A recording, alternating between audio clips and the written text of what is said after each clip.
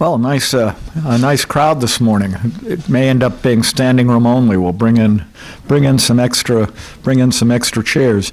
But good morning, everybody. I'm Dick Morningstar. I'm the founding chairman of the Atlantic Council Global Energy Center, and we're all here very happy to welcome you for today's event on the evolving U.S.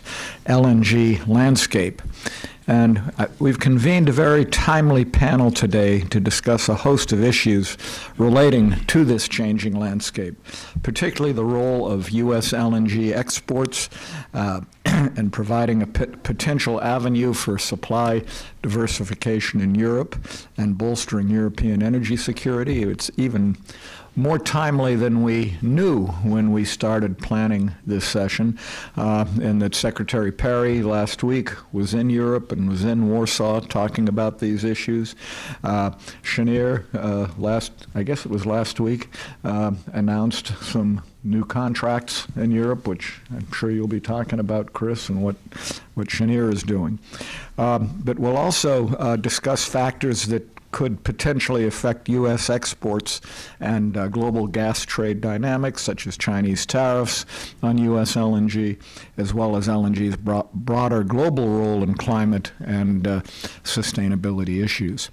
To discuss these issues and more, we have two very distinguished speakers with us, beginning with Undersecretary of Energy, Mark Menzies, who serves as the Department of Energy's principal advisor on energy policy and on a wide array of existing and emerging energy technologies. And I assume you have his biography there for more details.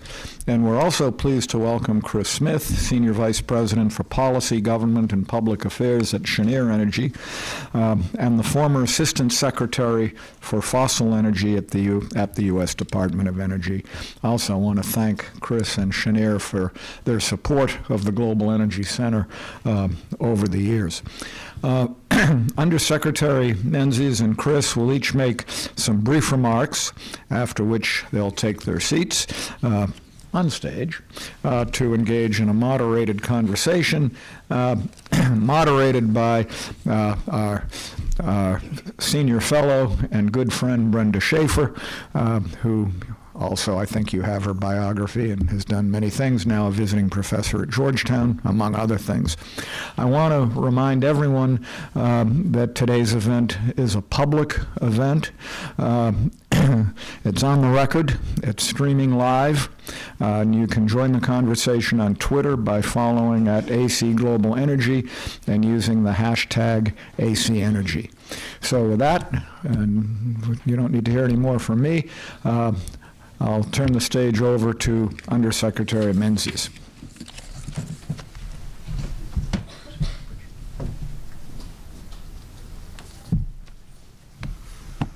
Good morning.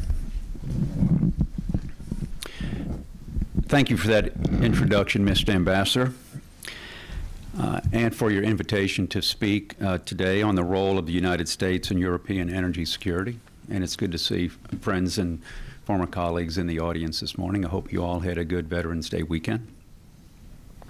I'd also like to thank the Atlantic Council for its continued support of the 3 Cs initiative. As you know, Secretary Perry spoke at the 3 Cs Summit in Romania this past September. And today, he is concluding a trip to Eastern Europe, during which he is continuing to stress the United States' commitment to the continent's energy security.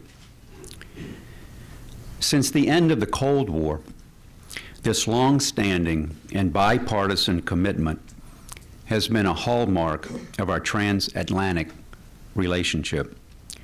Ambassador Morningstar's career stands as a testament to this commitment, as does President Trump's renewed pledge in Warsaw a year ago this past July.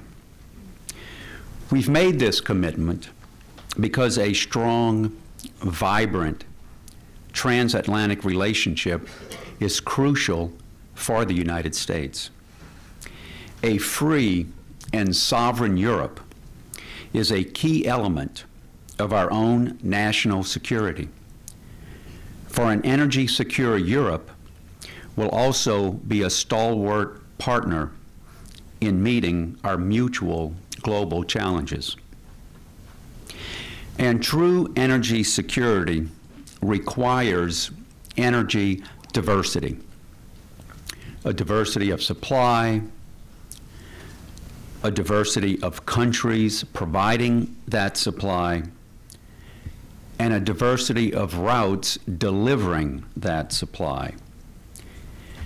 Yet this is where many of our European partners are facing significant challenges. Many of them are highly dependent on a single supplier, the Russian Federation, for imports of gas. In 2015, 35% of total European gas imports came from Russia, and today 13 European nations are continuing to rely on Russian gas for 75% or more of their annual needs. The dangers of excessive dependence on a single energy supplier were highlighted in 2006, 2009, and again in 2014. On each occasion, Russia cut off gas supplies to and through Ukraine, harming that sovereign nation, as well as other European friends and allies. The Nord Stream 2 project would increase these dangers, and we stand in strong opposition to it for reasons shared by many of our European allies and partners. We also oppose a multi-line Turk Stream pipeline for similar reasons. In contrast, we strongly support projects that will increase Europe's energy diversity and thus its energy security. Over the past 3 decades, we have supported both the infrastructure projects and the regulatory reforms that offer the potential to do so. These range from providing diplomatic and technical assistance to ensure the success of the Baku-Tbilisi-Ceyhan oil pipeline in the 1990s to supporting the advanced development of the Southern Gas Corridor and the several European projects of common interest today. In the electricity sector, we are providing technical support for the Baltic states as they work with the European Commission to synchronize their grid with the European Union's electricity grid, and welcome cooperation from Poland and Finland to help realize this goal. We also stand with Europe in its push to further liberalize gas markets as part of the EU's Energy Union strategy.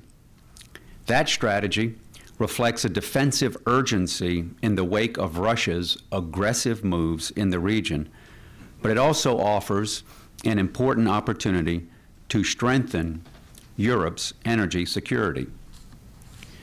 In the gas sector, we are working to catalyze support for key regional projects, such as the Southern Gas Corridor, the interconnector Greece-Bulgaria natural gas pipeline, and the Baltic Pipe to fully integrate the European gas market, one that will allow gas, no matter where it comes into Europe, to move freely and to meet any contingency or demand. We're also supporting infrastructure projects that will increase LNG imports, particularly in Croatia, Greece, and Southern Europe, and thereby allow Europe to import gas from anywhere in the world. We are also pleased to see that our friends in Germany recently announced their decision to build a new terminal for LNG. It's likely to be an important source for U.S. natural gas, and even more importantly, for strengthening Europe's energy security. Unfortunately, Europe's dependence on Russia gas has only been increasing since Russia's invasion of Crimea. This represents the continuation of a long-term strategy by the Russian government to both fortify and increase its dominance in European energy markets for both geopolitical reasons and state-owned commercial interests. Yet today, we can offer Europe a better way, thanks to our abundant supplies of energy. The United States is now the world's leading combined producer of oil and natural gas. We have passed both Saudi Arabia and Russia in crude oil production. And last year, we became a net exporter of natural gas on an annual basis for the first time since 1957. This year, we're on track to produce an average of 10.9 billion barrels per day. And next year, we're expected to produce even more, 12.1 million barrels per day. This year, we expect American natural gas production to average 83.2 billion cubic feet per day. And next year, we expect to average 89.6, both new records. We are now exporting LNG to 30 countries on 5 continents and counting. We now have 2 major LNG export facilities in operation in the lower 48, and there are approximately 11 billion cubic feet per day of LNG capacity in various states of construction and operation across the United States. Indeed, this morning, I read in this morning's clips that our EIA predicts that by the year 2025, the U.S. account for 1/2 of the oil and natural gas growth in the world, making up 75% of that in oil and 40% of the world's growth in natural gas.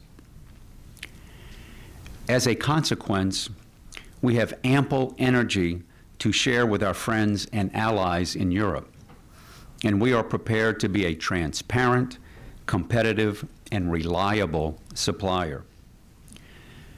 The benefits of diversification are unmistakable.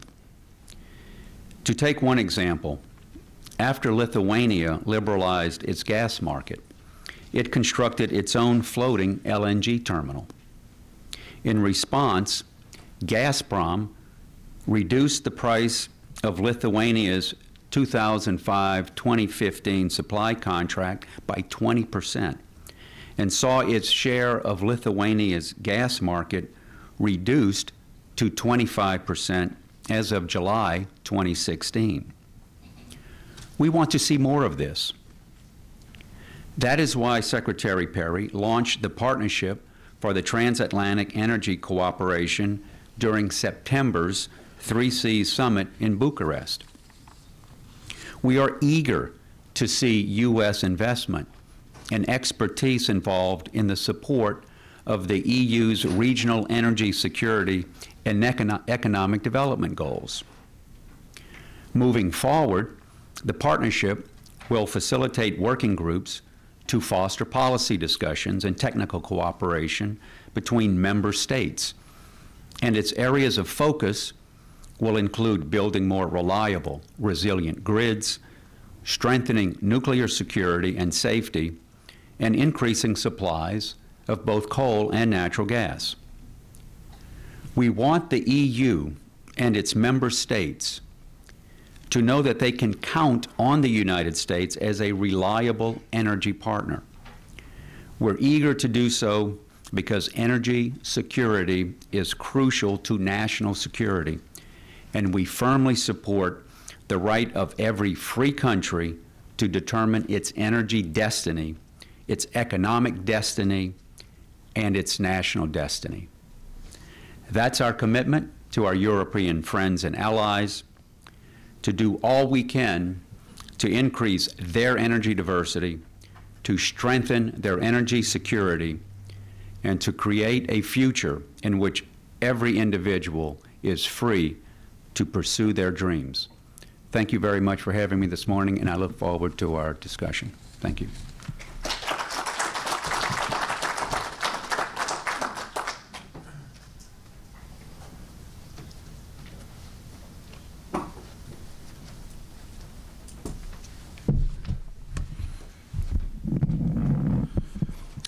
Thank you, Ambassador Morningstar and the Atlantic Council for giving me the opportunity to come and speak to you today. It's always a pleasure to be here at this institution and see some of the great work that you do here.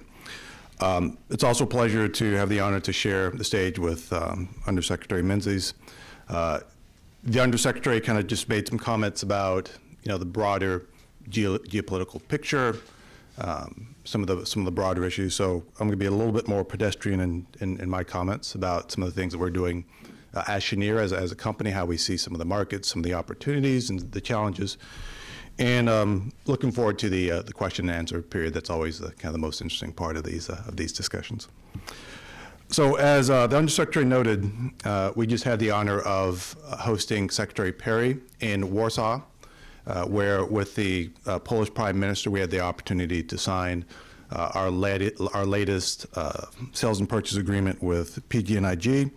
That's a 1.45 million ton per annum contract for 24 years, starting delivery in 2019. So that's, signing these contracts, moving forward with these long-term agreements. It's really the cornerstone of our business. It's the way that we're able to grow our business. And it's one of the important ways that the United States is able to project its energy influence through these types of negotiations. So that was a major event for us.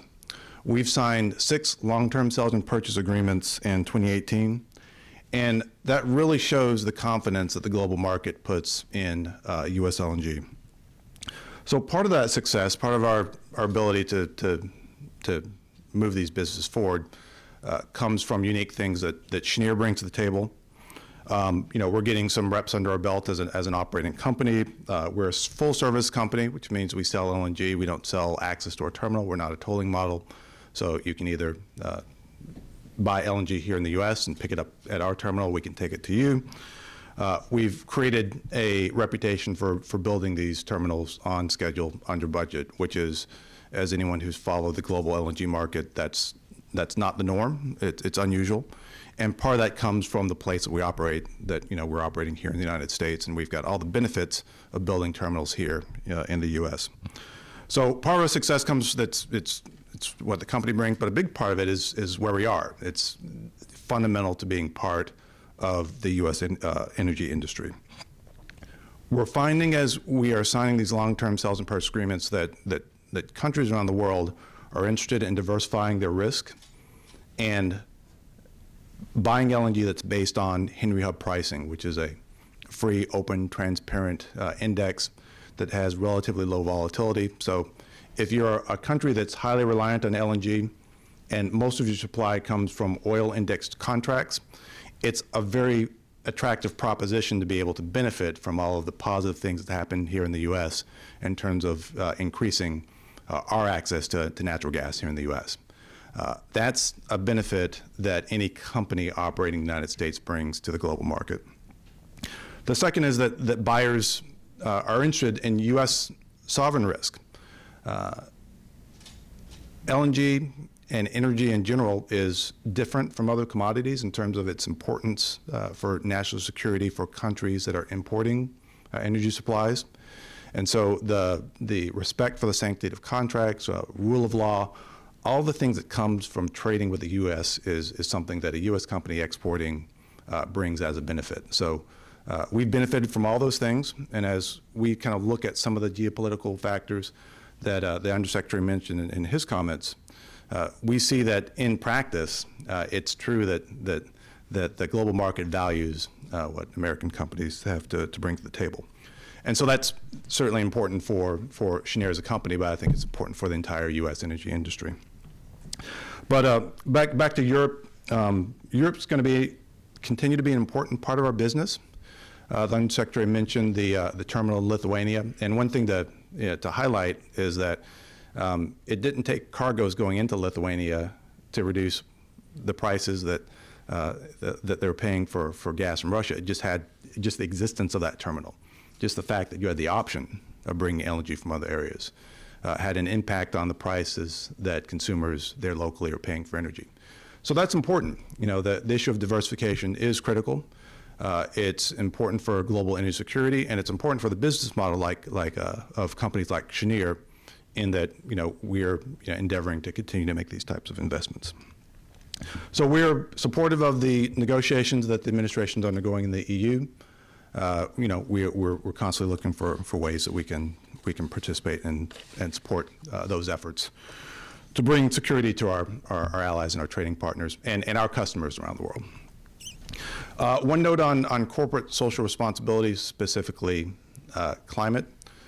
When you look at the product that we sell, one of our inherent competitive advantages is that LNG is a product we think is going to be very important in the energy economy of the future, in which you're going to have some carbon constraints. We're a uniquely global company. All of our business is exports. Every single molecule that we manufacture and sell goes into a country around the world, all of which who are endeavoring to meet some of their climate goals. So this is something that's part and parcel to our business model. It's something that we think about. Investors and financiers alike are also kind of focusing on some of these issues. So this is the way that we operate profitably. It's the way that we are able to secure contracts, is partially by being able to demonstrate that the product that we sell is consistent with the drivers of our buyers, be it energy security, price, but also showing that you can diversify some of your energy sources away from higher carbon sources. So we have 4 principles that we follow. First is science, and we work with entities like Department of Energy to encourage good, solid, peer-reviewed science so that decisions are being made based on good data. The second is operational excellence. We focus on the facility that we operate, and so we have a facility which we're operating under the highest principles, new facilities, and we want to be able to show and demonstrate kind of our personal performance. Supply chain, we're the largest purchaser of natural gas in the United States, and that's coming from for a company that's been operating for a relatively short period of time. So we're certainly the largest consumer of natural gas in the U.S.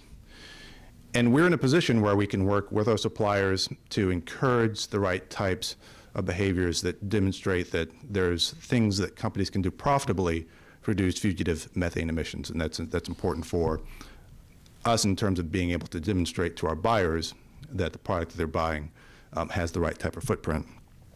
And fourth is transparency. Companies, investors, financiers, communities are increasingly expecting a higher level of transparency, and that's important for us as a company. So those are our 4 principles: science, operational excellence, supply chain, and transparency. And these are themes that you'll hear us talking a little bit more about in the future as we look at continuing to sign these long-term sales and purchase agreements, which again are the foundation of our ability to take additional trains to final investment decision. And with that, perhaps I'll pause. I'm actually looking forward to the Q&A and the conversation. Again, thanks for inviting me here, and I look forward to the questions.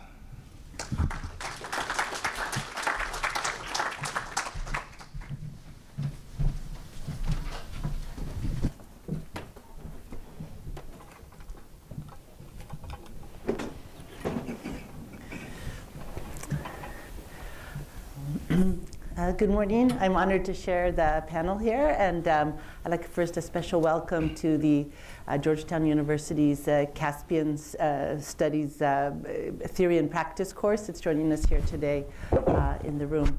So Undersecretary Menzies, if I could start with a question for you.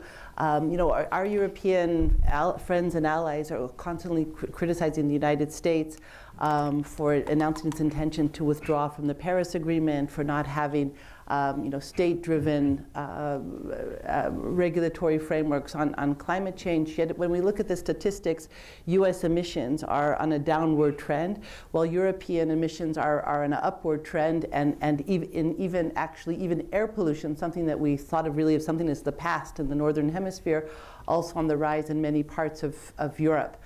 And in fact, the U.S. has been able to do this without government intervention, but simply because of the ample supplies of natural gas that have made switching in power generation from coal to natural gas economically viable. What are the lessons here globally and from the United States model on how air pollution, climate emissions have been reduced despite no really regulatory push from the government? Well, thank you for that question. You know, it's been our experience here that to reduce for greenhouse gas emissions, you don't have to necessarily join an international community to do so. So what we see here in the United States, we have policies in place where appropriate, in part driven by our states, but to use renewables, for example, when necessary. As former Secretary Smith mentioned, we're moving toward natural gas. As a matter of course, all new electricity generation today is being, we're building natural gas and renewables. But for the exception of the Vogtle plant in Georgia, the nuclear facility, all new generation for electricity is natural gas and renewables. We have our people of the United States are making choices on a daily basis to look for energy supplies that are lower carbon. So we have this huge driving demand in the United States. If it's not carbon-free, it's less emissions. Americans are educated, and so they're making choices, and our private businesses are reacting to that demand. And so this is sort of a natural outgrowth of the principles that we embrace here in the United States and the decisions that we make every day as consumers and business people. And as a consequence, when you have those things just operating that way, you end up reducing emissions just naturally. And indeed, you know, as you've mentioned, we have led the world in actual greenhouse gas reductions from 2005 to 2017 with 14% actual reductions. When I travel and visit with European colleagues, when they hear of these numbers, they ask me, were those your goals? And I say, no, those were actual emissions. And it's just something that they really measure, you know, progress, I think, as their goals, but in actual emissions, we show that we can do it. And so it's for those reasons that you see us being global leaders in emission reductions. Thank you. Mr. Smith, as you know quite well, that today gas is marketed quite differently than oil, coal, other energy sources. Still, most prices are regional or based on specific contracts. They're sold in long-term contracts. As you look at the different contracts that Cheniere has been able to conclude, it seems somewhat of a mixture, where on one hand there are long-term contracts, on the other hand maybe linked to more dynamic pricing. If you look ahead 10 years from now, do you see us marketing natural gas in a similar way to oil on spot markets, not in long-term contracts, or do you see a different model in place for natural gas trade? Yeah, so you're certainly seeing this market evolve over the last several years. At Cheniere, you know, we look at a mixture of long-term sales and purchase agreements and shorter-term volumes. We still think that the foundation, the backbone of a company's ability to purchase these or finance these very, very large investments is in one's ability to sign long-term sales and purchase agreements. And we see that buyers are very interested in signing these agreements because it provides them with security of supply, it provides them with certainty. You can plan around your energy supply in a way that you can't if your supply is more uncertain, and that's a valuable proposition. What we're seeing as we're participating in this market is, you know, when we went to final investment decision on Train 3 at our Corpus facility in Texas, we're able to do that with about 60% of the volume of that train committed, and the rest of it still available. You know, we're still along those volumes, which is important for a couple of reasons. First, you know, our targets are not volumetric; they are return-based. So when we've got the value of contracts that allow us to get a return on our investment, we go forward and we go to final investment decision, which gives us a lot of flexibility in terms of having those volumes afterwards to seed other opportunities when you're looking at finding other markets. So the long term is going to remain important. The shorter term spot volumes are incredibly important because that does put flexibility into the market. Cargoes are a lot more destination flexible than they were 15, 20 years ago when you'd build an upstream facility, you'd build a regas terminal, you'd buy some ships, and you go back and forth for the next 3 decades. That was the business model, and that has changed.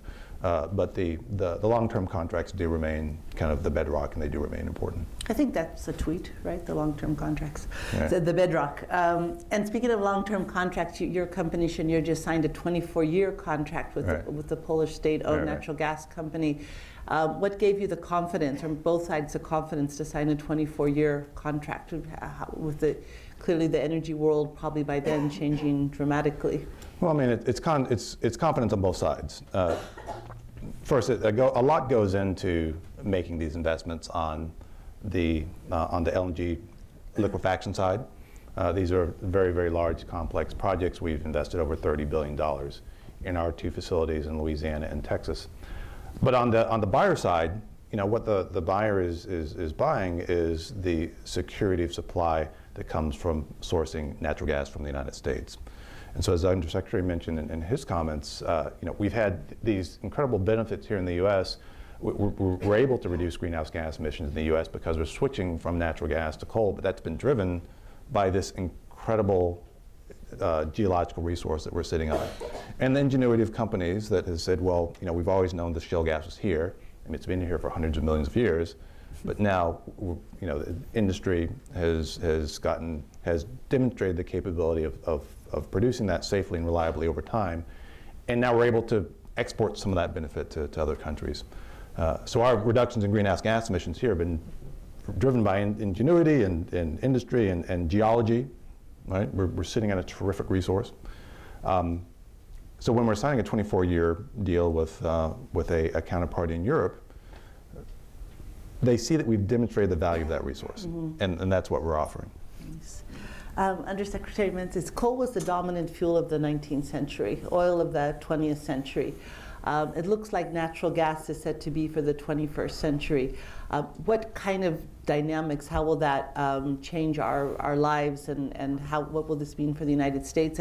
And do you see natural gas going through some of the transitions that, for instance, oil went from going from being used for illumination and then transportation and then industry, that natural gas entering new sectors? Thank you, Brenda, for that question. I think, as former Secretary Smith had mentioned, with the development and production now of natural gas, in the way that we do it, and in the volumes that we can do it, we have just in the last couple of years have changed geopolitics as most of us studied when we were growing up. Our global economics, economists are now having to deal with running models where the U.S. has taken the place of OPEC nations and Russia as the leading source of natural gas and oil. And that has the potential to change geopolitics for the next several generations. We have that much to do. Think about history books that will be written 50 years from now, looking back. There might be students of that time scratching their heads trying to figure out what OPEC was and why was that so important. It was 40 years ago or so that the Department of Energy was created in response to the energy crisis of the 70s. That's why the department was created. The policies then that our leaders put in place were things like ban the export of oil, ban the use of natural gas for electricity production, price controls. These were the types of decisions that are policymakers. They believed in, we had limited supplies of fossil fuels. There were finite resources. We had hearings, when I was on the Hill, we were having, just in 2003, 4, and 5, we were having hearings on peak oil. We simply didn't have it. It wasn't there. And we've disproven all of that. Congress has made the courageous decisions to change those policies. And it's just been since really 2016 and 2017 and this year that we are seeing what the U.S. can do and how that affects international relations around the world. Former Secretary Smith makes the point, nations now look to us. We're offering them choices, and they are responding that way. And so they're able to turn away from these countries that, particularly Russia, that just uses energy as leverage on them, and they're not embarrassed to do so. That's how they operate, and so going forward, I do think that you are going to see now the U.S. being able to, in many ways, just completely rewrite the rules on how you respond to OPEC countries and Russia in a very real way. I think that's what you will see. On the evolution of the use of the fuel, it's quite revolutionary. Natural gas, in addition to the feedstocks that we know about and in the fuel that we know that it's capable of, we're looking for new uses of the hydrocarbon and natural gas. Hydrogen, fuel cells. There's any number, transportation fuels. There's many, many uses that await the use of this plentiful and affordable source of energy.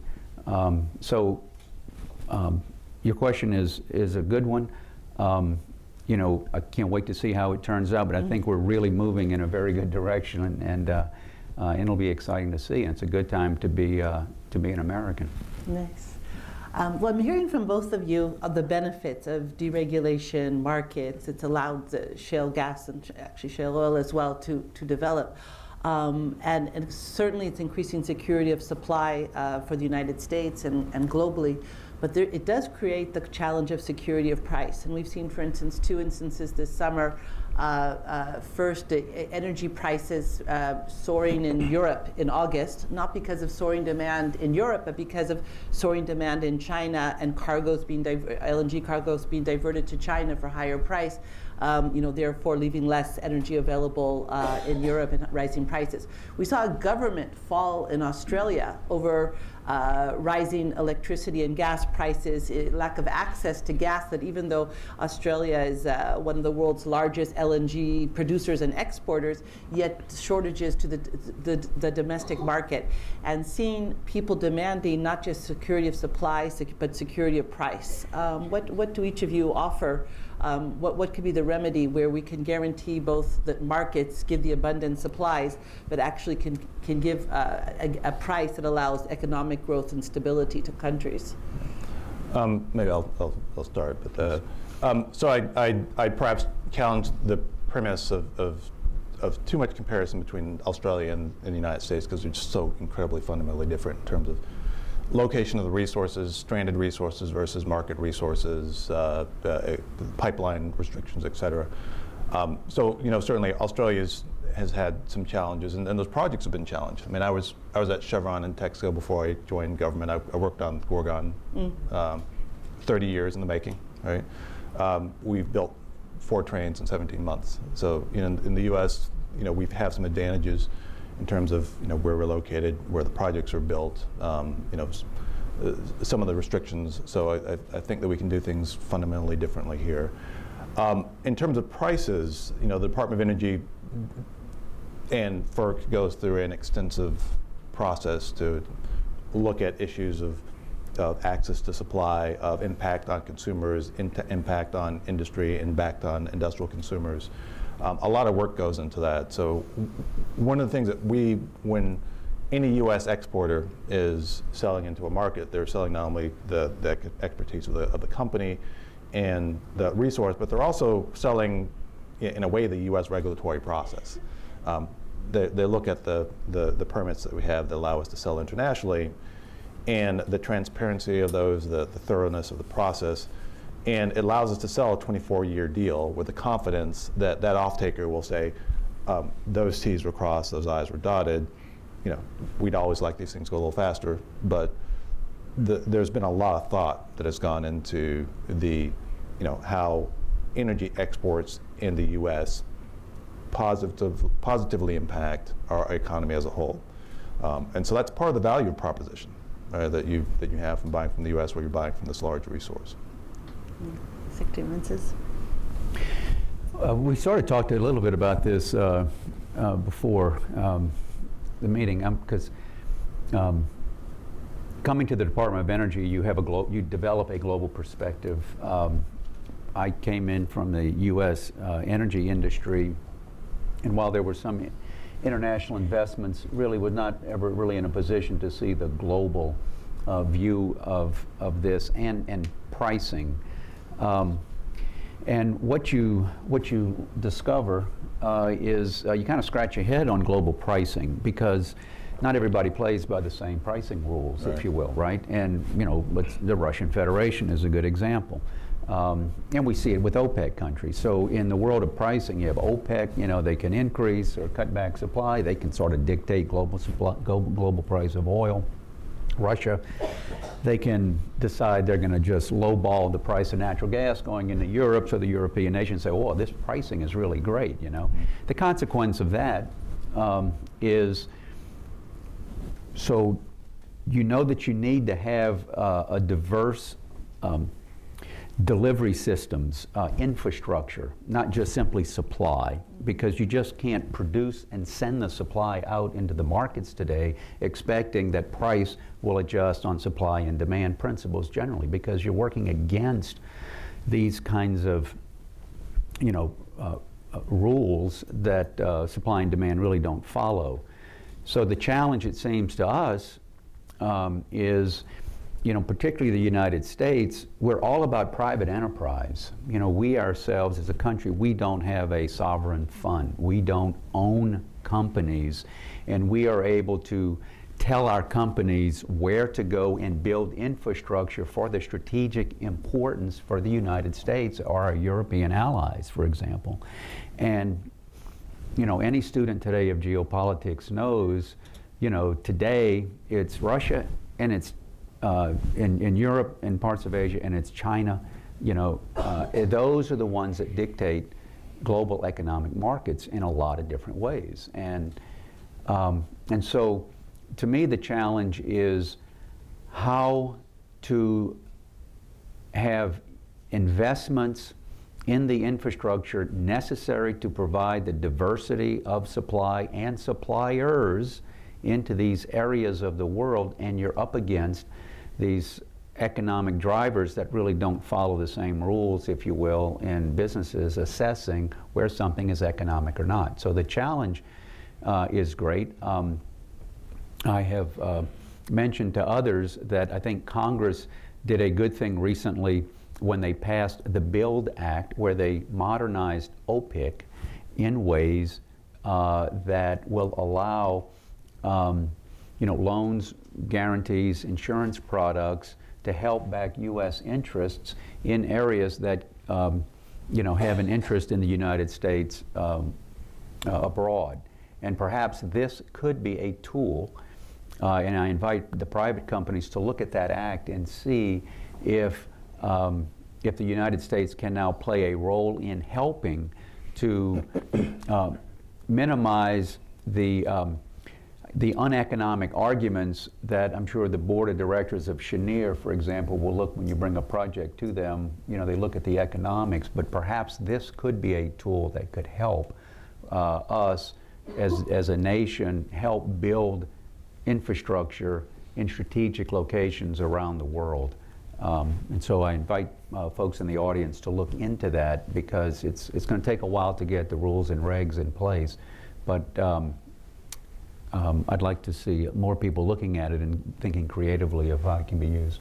Yeah. Chris. One comment on kind of your overarching theme, but also your observation about prices in Europe impacted by things that happen in Asia. Price for natural gas is going to remain fundamentally local, because you've got, it's still fundamentally a local commodity, the majority of it. But what you see with LNG and so many cargoes that have destination flexibility is that you are starting to get a more global signal about prices. So if there is a cargo with destination flexibility that you want to go to Europe, it has to compete with a buyer who wants that same cargo in Asia. And what we see is that cargoes are being pulled to Asia because that's where the highest prices are. 11 of our 17 kind of long-term foundational customers are European, but many of those are then subsequently sell those same cargoes into Asia, simply because that's where the demand signal is going. So you are seeing, increasingly a globally fungible, transparent, free market for cargoes, which I think is positive for suppliers. It's positive for buyers, and it's giving all of our economies, I think, a cleaner signal on the value of the commodity, because it does have, a globally recognizable value. Undersecretary Menzies, you mentioned in your opening remarks the Southern Gas Corridor from the Caspian region into Europe. And in fact, the United States has been a champion of European energy security and these pipeline projects into Europe for 2 decades. Ask poor Ambassador Morningstar how many planes he's been on promoting these pipelines. In this world awash of LNG and US LNG, do you still see the United States championing projects like the Southern Gas Corridor and other pipeline projects into Europe that can help diversify not only with LNG but with pipeline gas into Europe? I think we have to. I think we have a moral imperative to do so. Having had the privilege of attending, some international trade missions and focusing on energy in Southern Europe, for example, and being in rooms with energy ministers from, Serbia and Bulgaria. I mean, these are countries that are very desirous of having choices that they can make for their energy needs. They know that their national security is based on energy security, and they would very much like to have choices. They have to make decisions that these countries have never made before. With the advancements in the hydrocarbons, they have been completely dependent on the Russian Federation. While they can talk to you about their desire to have it, it is physically challenging to them to embrace the US or EU projects, sending a clear signal to Russia that they are in fact making these investments and putting in place infrastructure that they will declare their independence from Russia. These are extraordinarily difficult decisions for these folks, and you don't really appreciate it until you get in there and you get in the rooms with them. And they will tell you and speak to you in terms that we hear and can appreciate, but the fact of the matter is they can be European projects of interest. They can be projects that we, were we to have a sovereign fund, would probably build for them if we could. It's that important to us, and we know for global security. And yet these ultimately decisions that they have to make based on, their relationship with Russia and with their demand and what the physical limitations of the area are. So we have to, because if we let them just continue to make decisions, they will tell you, from Gazprom today, I have an abundance of supply at an affordable price, and at the end of the day, my obligation to our citizens is cheap, affordable, plentiful, available energy supply. And today, Gazprom is providing that. Now, not when they cut off supply, but they only live for the day. And so it's up to us to be there for them, help them, and bring the community of nations together in the EU to help them make those decisions to allow and invest in the infrastructure that will ultimately give them freedom. And just as a follow-up to that, most of the countries in Europe that have security of supply challenges and that have the higher levels of dependence are actually landlocked countries that cannot directly access U.S. LNG, and unfortunately there are too many energy islands in Europe that are not interconnected to markets. How do both of you, the panelists, see the solution for Europe's most challenged countries that are, most of them both landlocked and not interconnected to major market centers?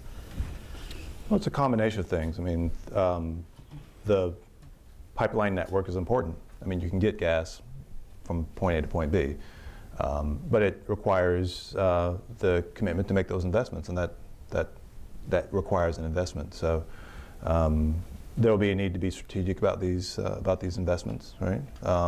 Ensuring that you're working across borders, and a border is a challenging thing in terms of coordinating at times. But it's not just, there are no panaceas. You know, LNG from a particular location is not a panacea. It comes with all the other things, like what are you doing about domestic production? What are you doing about cross-border transmission lines for electricity? What are you doing about cross-border pipelines? It's a combination of things. But you know, our piece is, I think, an important part of that. Undersecretary. Well, again, I mean, we've taken a strong position against Nord Stream 2, against Turkstream, you know, because all this is doing is having the area of the world that has been dependent and is growing more dependent on Russian natural gas. You know, the irony, somewhat, of EU chasing its Paris Accord agreements on lowering emissions, it's forcing the closing of coal plants, primarily in the Balkans, so that EU can meet their emission reductions. And so as a consequence, these countries are moving toward natural gas. That's a natural progression. That's nothing wrong with that. That's a great thing. The consequence, of course, is where are they getting the natural gas? They're getting it from Russia. So we're seeing a growing dependency on Russia, while at the same time we see Russia not entering into the community of nations, but essentially Putin has declared himself president for life, or he will ensure a successor, or said another way, they simply do not embrace open elections, they do not embrace freedom for their people, they do not embrace democracy. And so it's great to pursue your Paris Climate Accords and to reduce carbon emissions and to tell the world, you know, we're meeting our Paris agreements, but you're shifting your demand for natural gas and it's coming from Russia. So Europe, America, we're doing everything we can to try to get the infrastructure in place. And again, the difficulty is when they say, well, the Kirk terminal is uneconomic. Well, you know, this pipeline, we don't need a tap if we build Turkstream or Nord Stream 2. Germany is saying, well, we'd like to have Nord Stream 2. Well, it's just additional supply coming in from Russia. We all see what's happening.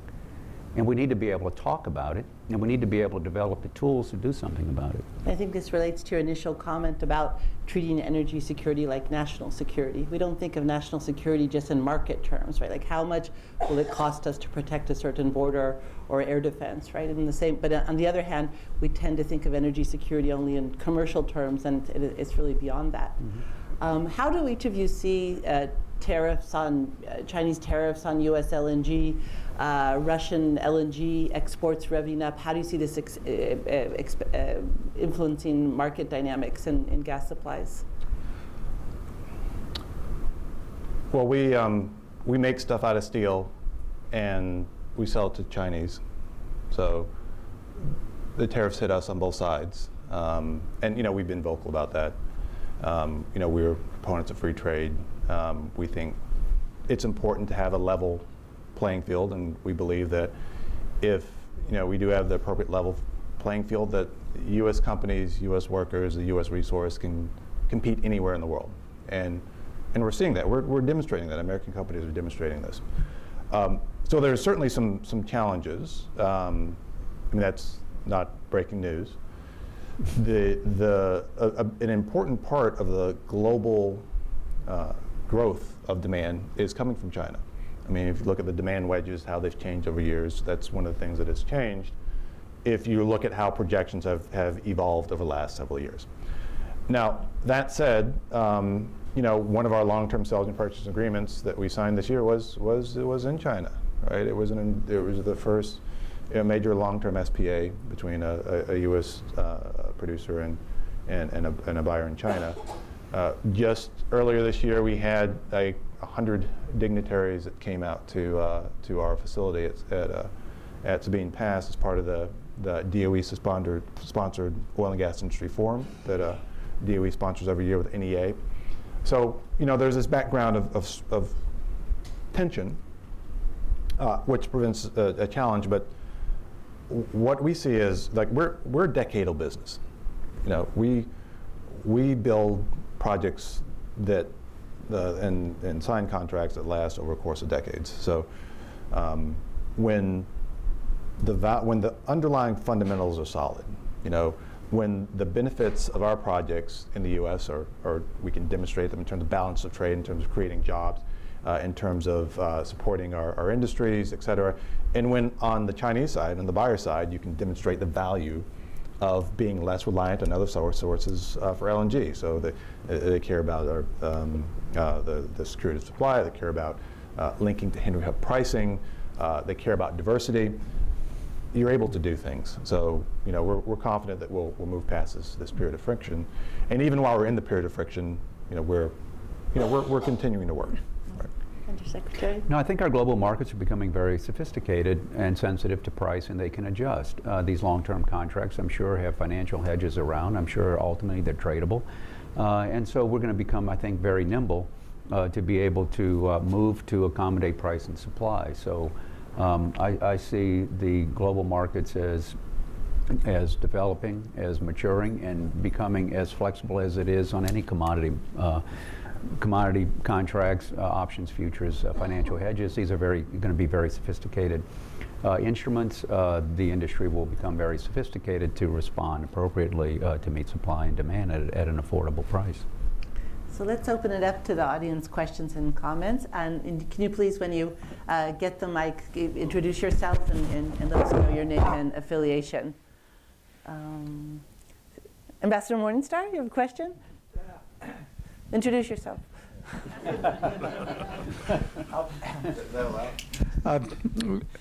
Two questions. You said yourself, Chris, that what is very important anyway on natural gas to Europe is it just be available, and that just the availability caused the pricing situation to change in Lithuania. So question one is, how much are you finding that companies or countries are willing to actually pay through long-term contracts the potential of some kind of premium, whatever that may be, if at all, just to have an additional source of supply? And maybe your contract in Poland might be an example, at least it's an alternative source of supply. And in your long-term contracts, things really got out of whack in the last several years, and even Russia had to adjust their prices many times from indexed prices because of the spot market and the competition that they were facing. How much flexibility, or is any flexibility compared to prior contracts, in the past long-term contracts, how much flexibility is built into those contracts to renegotiate on price if things do get out of whack on indexing? All right.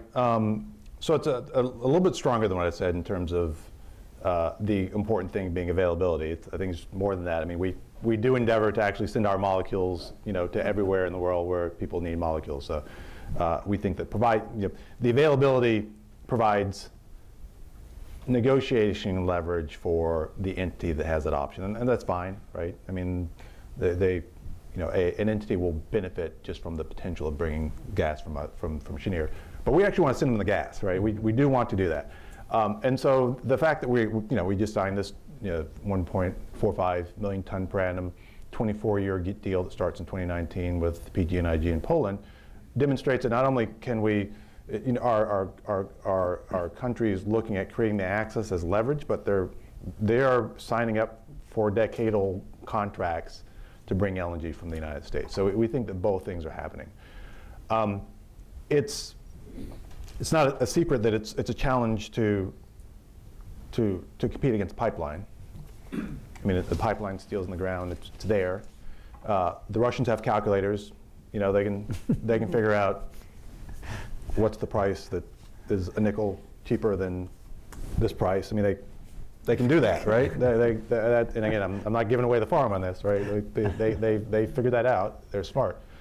So there's something that we offer that's of value, which is the fact, you know, along the lines of the comments that the Undersecretary made. Like, the off-takers care about having not only the potential to bring supply from the United States, but actual supply, right? And we're that's not theoretical. I mean, we're demonstrating that. We demonstrated that this week in Poland with Secretary Perry and the Prime Minister of Poland. And just through the fact that the Secretary and the Prime Minister were there at that signing for this deal shows the importance that the government of Poland places and the Department of Energy places. So how's that priced into the deal? Like, how do the Poles think about that? Well, you know, it's a little bit, you know, it's tough to quantify, right? But what you're buying there is you're buying the U.S. index. It's showing that you have faith in that index. And that index is a different level of volatility than global oil prices. And buyers value that. You know, when they look at energy security, when they look at diversifying their economic risks, buyers are demonstrating through their actions that they value that. So it's probably I can't see into everybody's boardrooms in terms of how they make decisions, but what they're demonstrating through their actions is that these things have value. And is there from one of the Georgetown University students? Oh. Huh? Question? Are they getting credit? Okay. Good morning, everybody. My name is Ekaterina Sobol, and I am with Russian news agency RIA Novosti. Not Georgetown. Not Georgetown. George Washington actually enrolled in January. My question is to Mr. Undersecretary, and I would like to clarify a little bit. In your speech, you mentioned about the Northern German LNG project and about the support, Mr. Trump's support. And just one entire facility and one entire project I know there, it's the joint venture of Russian Novatek. Don't you think it's a little bit naive to think that Russia is building some facility or LNG terminal to support U.S. LNG supplies? So can you a little bit clarify this question for me? Thank you a lot. Yeah, and maybe you can clarify for me. Are you saying that Russia is building an LNG facility? It's Northern. So it's Rostock. Rostock. And Okay. this is a joint venture of Russian Novatek. Right. And if you will take a look at the map, the closest is Norway and Right. Russia. And it's the story about logistic too. So I would like to clarify, how can it be possible that this project could be helpful for US LNG? Thank you. Right. Well, I mean, it's just a fundamental principle that we believe in, is that you need a diversity of infrastructure to deliver the supply. It really is that simple. It may be naive, but it is that tenet that we believe. There's plenty of natural gas in the area for Europe. Everybody knows that. Norway, although their supplies may be diminishing, or at least in the position that we were, just 10 years ago or 15 years ago, we thought our supplies were limited. You have Gazprom, you have their natural gas, you have Norwegian gas in the region, and we're simply now saying we want to make sure that there is infrastructure in place to allow for the import of for U.S. LNG. Again, if the consequence of that is to have a facility which will bring the price down for our European partners and allies, then indeed increase supply, at affordable price. It's a win for everybody, but we need to have infrastructure in place to do what former Secretary Smith said, that they can, when they wish to have it, a supply from the U.S., because that they know the supply will be delivered at the price negotiated, and it will be high quality and dependable, and it will be there. And that's what these projects will lend themselves to. If you were to simply go on an economic analysis of what infrastructure is necessary in Europe, we won't get very far in the discussion to say we have X number of LNG facilities currently in place. They are underutilized. That can be the end of the discussion. But do we accomplish any of the goals that we've been talking about this morning? Ambassador Sakuda? Yeah, hi, good morning. Bob Sakuda, former U.S. Ambassador to Azerbaijan. One of the things that I'm interested in as you're talking about this, you're very good on sort of talking about what we're doing, but there's another side of the equation, and we've sort of intimated some of the stuff regarding the Russians. But what do you see in terms of competition, not just on price, but actions that others are taking to compete with us, maybe fairly or unfairly, and both what we can do in terms of government and also what the private sector can do? Thanks. I mean, perhaps I'll start. You know, ours is a global business. It's crowded. There are a lot of participants with deep pockets, and you know, we can go through all the projects that are being promoted around the world.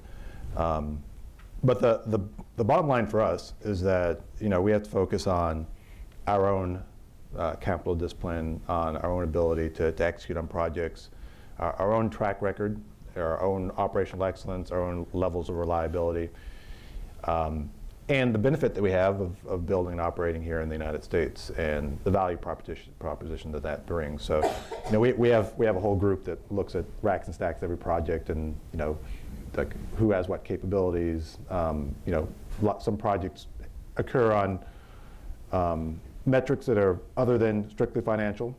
Ours are strictly financial. We got a board that expects us to make a certain return on capital, and so we've got to be good stewards of that capital. So our focus in that way is fairly inward looking, in that we focus on those things that we control. We have one value proposition, which is doing this one thing well, and we're hoping to demonstrate that U.S. companies can compete in the global landscape. So a little bit of a dodge, but I mean, that's the way we look at it as a company, because we have to pull those levers that we can control and hopefully have some success in doing that. Undersecretary? And my experience has been limited to this past year as being Undersecretary, and again, having the privilege of participating in some of these international energy fora. And my impression is that inertia is probably one of the hardest things in physics to overcome. Mm-hmm.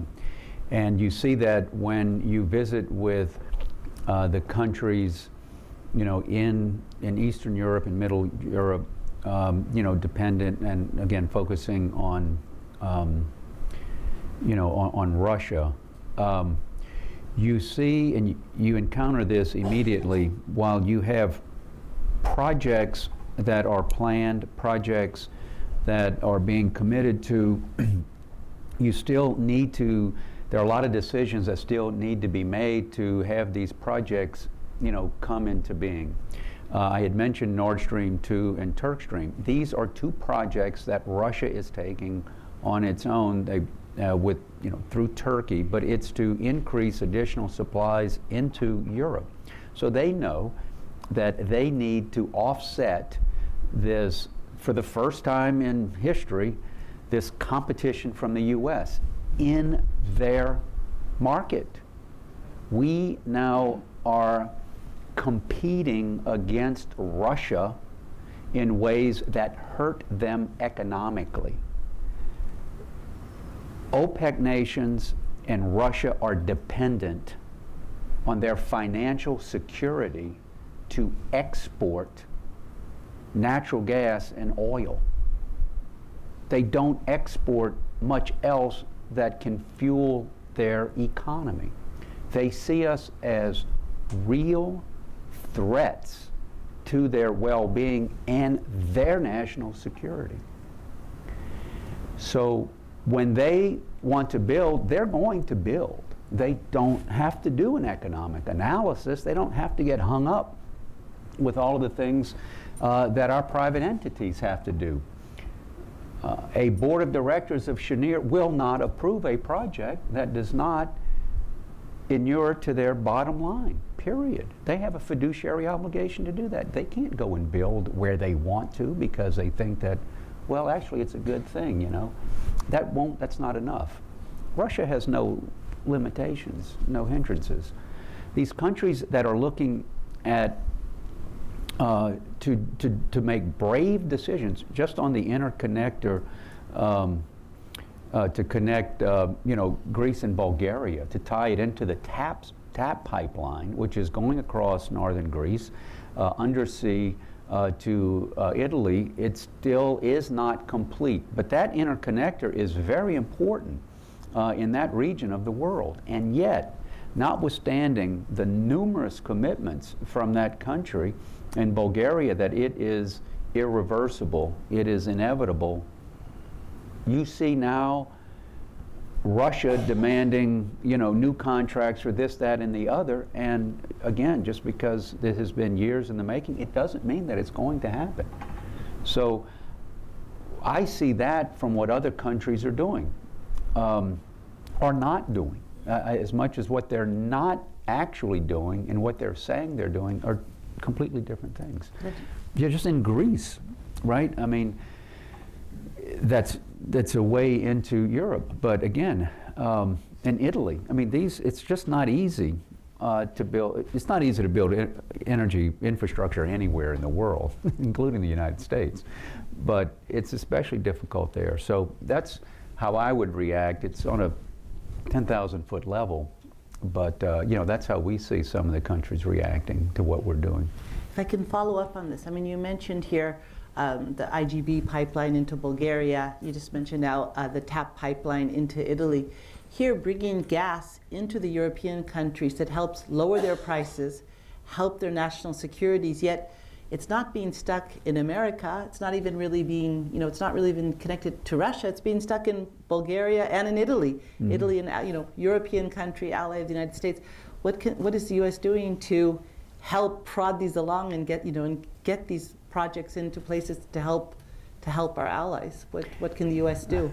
Well, we lobby the EU, you know, to help. We talk to our friends and allies in the region to do what they can. We know the difficulties here in the United States to get similar projects built. We know that it's not a simple thing. We know that it's just not a matter of us asking them to do so for the good of world order. It's as complicated as it is in the United States. The same kinds of issues come up, the same forceful opposition, the same political involvement. So it's not unlike what we see here. And as you know, we can't build pipelines in New England. You know, we can't build a certain pipeline coming in from Canada. So we, you know, have our own limitations. We see similar kinds of forces at work over there, and you have to overcome them. And it's not for the faint of heart. It takes commitment. And while at least the TAP pipeline, you know, is well on its way, hopefully, to being completed, it still has a ways to go to overcome that Italy part, but we're optimistic, and again, it'll take a community of nations really to get it done. I'm still looking for one of the students to raise their hand. Okay, Jordan, introduce yourself. Hi, I don't need a microphone, but I'll take it. Hi, my name is Jordan. I'm an undergraduate student in Professor Schaefer's Caspian Energy Theories and Practices class. My question pertains to the U.S. stance on the Turk Stream pipeline, which should be online by the end of 2019, connecting natural gas from Russia into Turkey, and then half of it would theoretically go to the Turkish market, and half of it onto Europe. My question is pertaining to whether or not the U.S. stance comes from a political standpoint or from an energy security standpoint. The gas that would be going into Europe is thought to be replacing Russian natural gas that's currently going through Ukraine. So it wouldn't necessarily be new Russian gas coming out to the market. And it also is able to meet some of the demand in Turkey that's not necessarily an EU energy security issue, but rather Turkish domestic market, requiring more natural gas. And so, based on these differences from Nord Stream 2, which obviously, tends to be brought in the same policy discussion as Turkstream, but Nord Stream 2 is new Russian gas, and it's also going to the European market that is dealing with this Russian natural gas dependence. How do you see the differences in Turkstream 2 or Turkstream and Nord Stream 2, yet the same policy conclusion brought to both? Thank you. Good question. Very thorough question from a student. They're a great group. That's great. If you want to. I don't have too much to say to that, actually, because, I mean, from the point of view of Cheniere, like we've talked a bit about the Turkstream project, talked about Nord Stream, talked about other necessary interconnects, be they pipelines or transmission lines. From the point of view of an exporter in the United States, there is a set of decisions that our allies and trading partners will make throughout Europe that we have to react to. As a private company, do we have a position on these things? Well, our position is, here's our value proposition. Here's the reason why a molecule developed in the United States, developed with, the security of supply that you get from sourcing from the U.S., that is linked to a liquid, transparent Henry Hub price index. Here's the value that this offers to our trading partners or our allies around the world, our potential customers. There will be decisions made around Turkstream and around Nord Stream, et cetera. We talk State Department about these things and about Department of Energy, but our view is that when you're looking at decadal businesses, that you control the things that you can. You offer the product that you think is going to be of value to your customer, and we're seeing that we're being successful in getting contracts signed. So, not to avoid the question, but that's the way we look at it, as a private company, because we believe in free markets. Markets are in some cases manipulated by infrastructure decisions being made based on concerns other than market concerns. But at the end of the day, that's something that we as a company has to deal with by continuing to do the things well that we do well. Okay, well, his question was such a good one, he deserves 2 answers. Definitely. If we have a few more minutes. You give him an A on this question? Oh, absolutely. Okay. Yeah. No, I mean, he filled up a blue book, half of a blue book. Just, do you still have blue books? Probably not. That shows my age right there. But on your question, so, if Russia and Turkey wish to have a pipeline between them, that's fine, that's great. It doesn't necessarily have to enter into Europe. Why? You have heard me say this, diversity of supply, diversity of infrastructure supply, but a diversity of suppliers, okay, the source of the natural gas. So what we see is it's more Russia gas going into an ever-increasing dependency on a single supplier of the natural gas. So that's what Turkstream represents if it leaves Turkey and enters in and then is connected into the European markets. Now, I'll also answer this question in my conversations with the Serbian energy minister. And I was having this discussion. He was saying, well, we're supportive of Turkstream. And I said, well, why are you supportive of Turkstream? I said, you were without natural gas when Russia shut off Ukraine because they are totally dependent on natural gas crossing Ukraine. I said, how does this increase your diversity of suppliers? They're both coming from Russia. You know what he said? This is a true story. He said, we don't think that Russia will be mad at both the Ukraine and Turkey at the same time. So they won't cut off both. That was his answer. Now, this was a week following, I guess, they're sort of making up after Turkey had shot down the Russian plane, because for the month preceding this, they were close to not talking to one another, okay? And I told him, you know, and he says, you know, I have supply now, you know, and it's good. I says, you know, supply is great until you don't have it. And if it's coming from one source, whether across Ukraine or Turkey, it's still one source. And if they want to get to Serbia and teach them a lesson, now they have 2 ways to teach Serbia a lesson of being dependent on Russia, natural gas.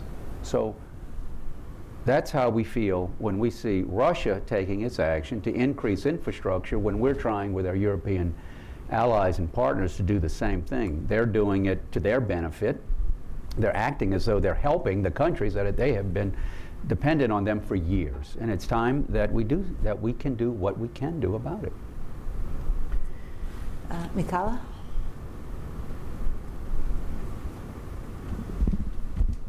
Hi, thank you for your time.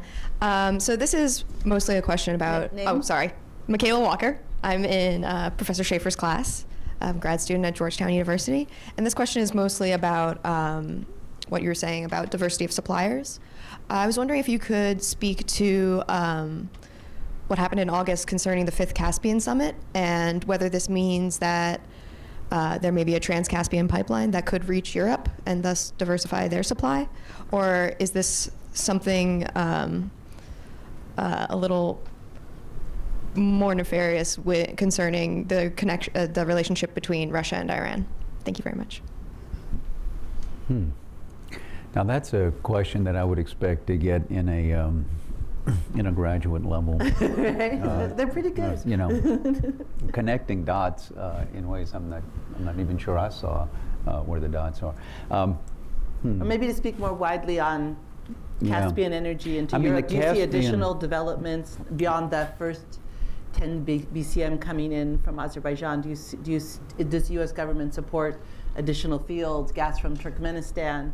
Just to point out that Ambassador Morningstar, who spent a lot of time on Trans-Caspian gas, always says it won't happen in my lifetime. So we're working very hard to make it happen, to prove him wrong.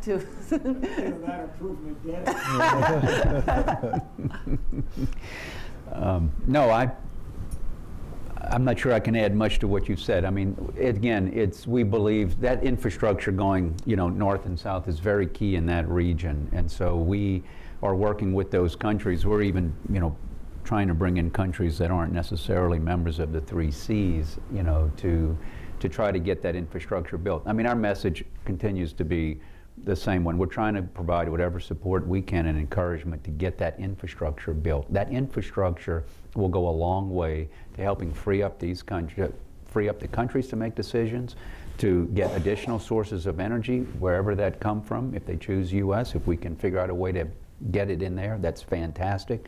But they can free up their choices. It lessens their dependency on others, and so that's what we're continuing to do.